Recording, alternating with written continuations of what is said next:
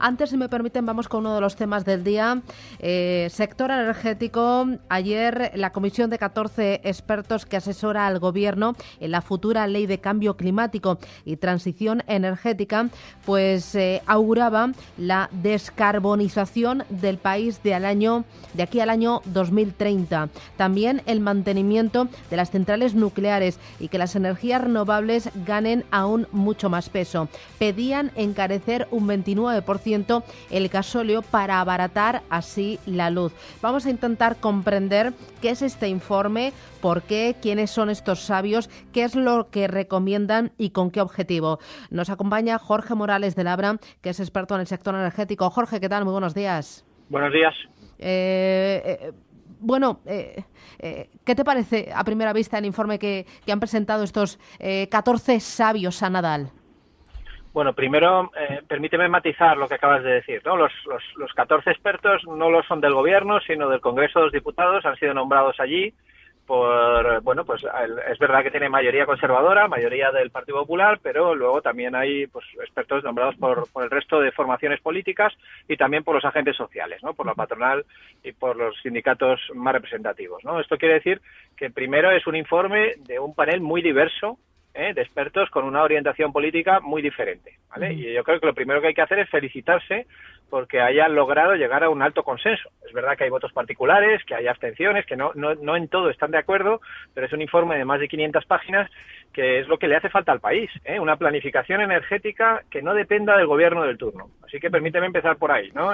Primero, darnos la enhorabuena de que por una vez haya un acuerdo en algo, y haya un papel que después de 6 meses pues ponga los fundamentos técnicos de la llamada transición energética, que como muy bien dices, es pasar del actual modelo energético a uno muy diferente, en el cual van a reinar las energías renovables. Así que no son los sabios de Nadal, sino que son un grupo de expertos nombrados por el Congreso con distintas ideologías y que han trabajado de forma transparente e independiente. Exactamente, cada uno opinando en función de su ideología, que naturalmente eso condiciona. Alguien me dice, ¿pero por qué la energía tiene que estar tan condicionada por la política? Pues muy sencillo, porque la intervención política es crucial en el mundo energético en la medida en la que todas las fuentes están subvencionadas, ¿no? Citabas ahora una de las medidas seguramente más polémicas, ¿no? La subida del gasóleo que proponen, ¿no? Bien, es que lo que ocurre es que el primer gran capítulo de propuestas es una enorme reforma fiscal, ¿no? Porque en España la fiscalidad energética, permíteme la expresión, es un desastre, ¿vale? Es decir, no se está penalizando a quien más contamina, ¿no? Por ejemplo, ¿por qué razón el tramo autonómico del impuesto de hidrocarburos, ¿no? El que conocíamos como céntimo sanitario, pues es mayor en la gasolina que en el gasoil? Cuando sabemos perfectamente que los óxidos de nitrógeno, que se emiten principalmente en los motores diésel, en los motores de gasoil, son los principales causantes de los problemas de salud derivados de la contaminación en las grandes ciudades, ¿no? Esto cuando hay restricciones, ¿verdad?, para entrar en las grandes ciudades, decimos, ¿por qué? Bueno, pues son por los óxidos de nitrógeno, es decir, por los motores diésel, ¿no? Entonces, claro, una de las cosas que proponen es, oiga, esto no puede ser. Es decir, el que contamina tiene que pagar más. ¿Y cómo paga más? Bueno, pues su propuesta es a través de una reforma fiscal, como digo, muy relevante. ¿A ti te parece bien entonces esa subida del gasóleo que proponen los sabios y a cambio plantear una rebaja en el precio de la luz? A ver, a mí me parece que es el camino, No sé si exactamente esa subida es la que hay que acometer o una un poquito menor, pero sí que me parece que es el camino.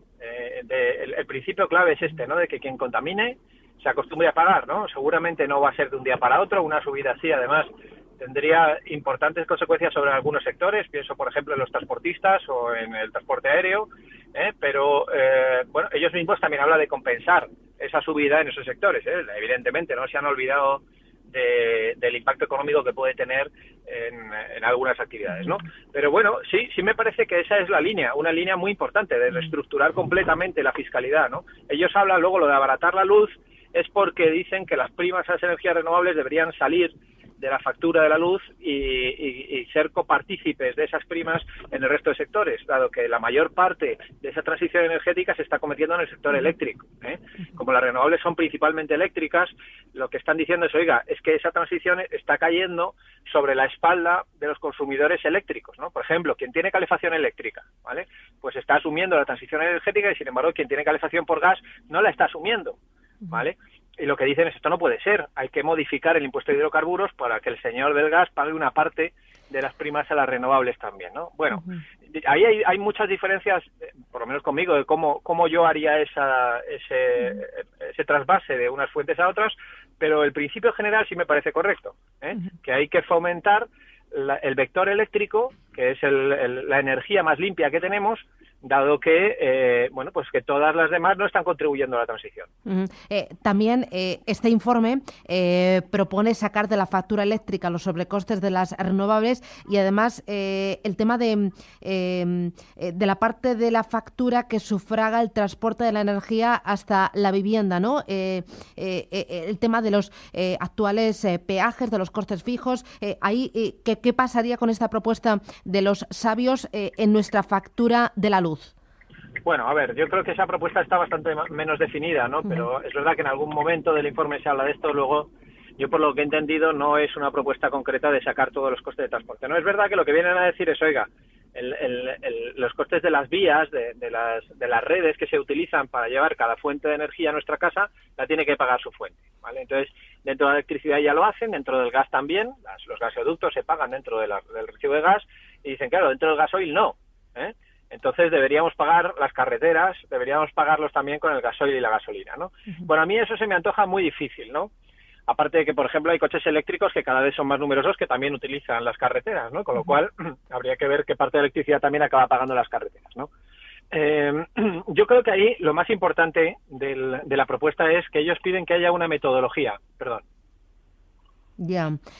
una metodología de reparto de los costes de las redes, que esto es lo más importante, ¿no? Es decir, ahora mismo esos 7.000 millones anuales en los costes, que son lo que nos cuestan las redes eléctricas, se reparten un poquito, un muchito, totalmente en función de los intereses políticos de turno, ¿vale? No hay ninguna metodología objetiva de reparto. Esto lo que quiere decir es, por ejemplo, la decisión de si pagamos más los consumidores domésticos, pagan más los consumidores industriales, se paga más en la parte fija del recibo, en la parte variable, etcétera.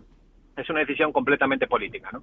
Y entonces ellos lo que dicen claramente, y en esto estoy completamente de acuerdo, es que esto no puede ser así. No puede depender del gobierno de turno. Esto tiene que haber una metodología objetiva, técnica, de, oiga, esto cuesta tanto, de ese coste los inductores son estos X costes y por tanto hay que repartirlo de esta forma, ¿no? Punto. No puede haber discusiones y sobre todo, pues bueno, hemos visto, por ejemplo, muy recientemente, en las negociaciones que tenemos actualmente para tratar de aprobar los presupuestos generales del Estado, el PNV, que ya sabemos que es crítico, ¿qué es lo que dijo el año pasado en esas negociaciones? Pues dijo que para aceptar los presupuestos, los costes de las redes de la industria vasca había que bajarlos. Ya. Y así se ha autorizado. Entonces, eso es una decisión política. Fíjate que al final lo que nos lleva es que si la industria vasca paga 90 millones de euros menos en las redes, evidentemente todos los demás vamos a tener que pagar esos 90 millones de euros de más.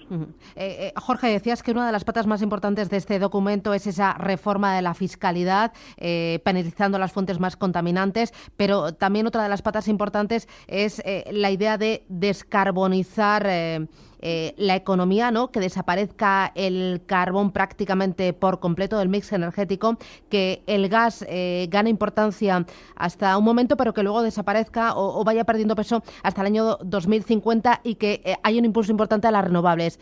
Yo entiendo que lo más importante es que haya seguridad regulatoria, ¿no? Estabilidad regulatoria. Sin duda. Eso además para las renovables es fundamental. Hombre, después de lo que hemos visto. Claro, es que las renovables, fíjate que son inversiones en tecnología, ¿no? Que luego no se paga por el sol o por el viento, ¿no? Y por tanto, claro, cuando alguien invierte en tecnología, casi toda la inversión se produce en el momento inicial, ¿no? El desembolso del dinero, ¿no? Y por tanto, claro, el capital va a exigir tanto más rentabilidad cuanto mayor incertidumbre regulatoria haya, ¿no? Y España es campeón mundial en incertidumbre regulatoria, ya lo sabemos, que somos el país con más pleitos internacionales, con más arbitrajes en la Corte Internacional de Washington, ¿no? Por tanto, yo creo que esto es fundamental y claro que se cita varias veces en el informe, ¿no? Tiene que haber una planificación en esa transición energética 2050, donde efectivamente lo que preveemos todos es que el sistema energético, no solo el eléctrico, sea 100% renovable, pues hay que hacerlo bien para que además de ser renovable sea barato. Y esto exige, sin duda, estabilidad regulatoria. Bueno, esto habría que despedazarlo mucho, este informe de 500 páginas, para entenderlo bien y para estudiarlo bien, pero dos cositas muy rápidas, Jorge. El ministro Nadal, ¿esto lo va a tener en cuenta? ¿Es un informe que va a caer en saco roto? ¿Cuánto vamos a ver de realidad impuesto en el futuro más cercano? Hombre, yo creo que lo primero, en lo que confío es en que el ministro no tiene por qué seguir al pie de la letra un informe. Al fin y al cabo son 6 meses y él, lógicamente, tiene una responsabilidad política, ¿no? Pero yo lo que sí que creo es que debería tomar nota de la forma de trabajar, ¿vale? Es decir, también se le recomienda que, por ejemplo, haya un comité de expertos en lo que es el seguimiento de esa futura ley de cambio climático y transición energética, que haga un seguimiento. ¿Por qué? Porque las tecnologías están cambiando muy rápidamente, ¿vale? Y, por ejemplo, ya salió en el informe que la irrupción de la tecnología de baterías podría cambiar radicalmente las conclusiones del informe en los próximos años, ¿vale? Entonces, esto quiere decir, por ejemplo, esto que citabas de que haya más nuclear, más gas, etcétera, en los próximos 10, 15 años, evidentemente lo primero que se dice es hay que acabar con el carbón, eso de forma inmediata, pero después hay que ver cómo evolucionan las tecnologías para ir tomando decisiones, ¿no? Y hay que ser prudente en esa toma de decisiones. Entonces, claro, yo lo que le exigiría al ministro es esto, es mucho mayor talante de diálogo y de participación con expertos de diferente corte, como lo que se ha producido ahora, para poder llegar a un consenso en la toma de decisiones. Muy bien. Jorge Morales de Labra, gracias por atendernos. Buen día. Un placer, buen día. Adiós.